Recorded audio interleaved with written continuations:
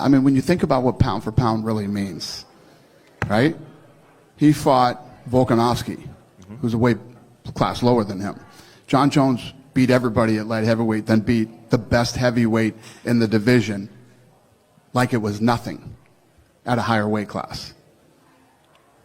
So, I mean, Jon Jones is absolutely positively the pound for pound best fighter in the world, probably the greatest fighter of all time in any sport. When you talk about who's the baddest dude in the world, you put two guys in a room and who walks out, Jon Jones walks out of the room every time. Hello. Dana White gave Jon Jones some high praise there. If two people are in a room and one of them is Jon Jones, Jon is the one leaving. Is that true in a street fight situation? Well, consider this. In a small enclosed space, maybe that is not the case. But in a large open area, Jon Jones, with his leg kicks, if his legs can remain limber, if they can remain flexible, his oblique kicks, those kicks to the stomach, that switch up high, if he can maintain the flexibility, which is difficult in jeans. Street fights, kicks aren't as prevalent, but if he can demonstrate that capacity in a street fight, he would be devastating with shoes. And he has wrestling. He can slam people to the ground on concrete. Jon Jones has a very complete style for a street fight. But in a small enclosed space, would he still do very well? No, he wouldn't, because Jon Jones is a sniper. He's an assassin. He hits you with the end of his reach. He manages distance very well. He escapes and gets into space really well. He knows how to use angles and make his way out. Footwork. He's really good at teeping and kicking and keeping you at the end of his range. But if he doesn't have that range in a bar fight situation where there are tables, where it's close, where there isn't much room to escape for the most part. In that kind of situation, an Andy Ruiz is king. An Andy Ruiz is shorter, stockier, bulkier, haymakers. Just, you can't back up, you can't escape. Just cracking, chin down.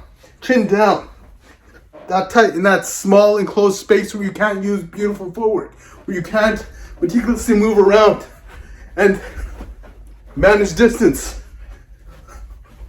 where you can't do that, where you can't play that beautiful evasive game, avoid strikes, where you can't be a martial artist, Andy Ruiz, where you use combinations and haymakers, devastation. That is more effective.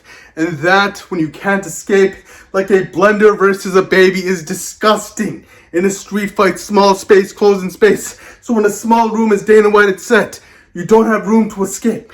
What is the best type of fighting style? Would Jon Jones escape that situation? Is it true that Jon Jones is the one who will get out of that situation? No, it's not. He won't get out because he doesn't have the ability to play his game, that nimble game, that escaping strategy that he has, circling out. He can't get out of the way as effectively.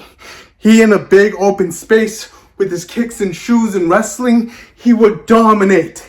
But in a small enclosed space, he doesn't have the same opportunity. He can't use his skills the same way. Someone who's just shorter, stocky, bulky, throwing bombs, chinny, hard to hurt. That is the epitome of the bar fight situation, especially when you can grab objects in that range, boom, bottle. And that's just it. In a small enclosed space, there are no rules. In a small room, in a bar, you don't have the same opportunity to be cute, to be fancy, to be flashy. It's harder to be a martial artist. Knowing how to punch, knowing how to box, it is king. And in that sense, I say Andy Ruiz in that small room would walk out. In every other room, in a bigger room,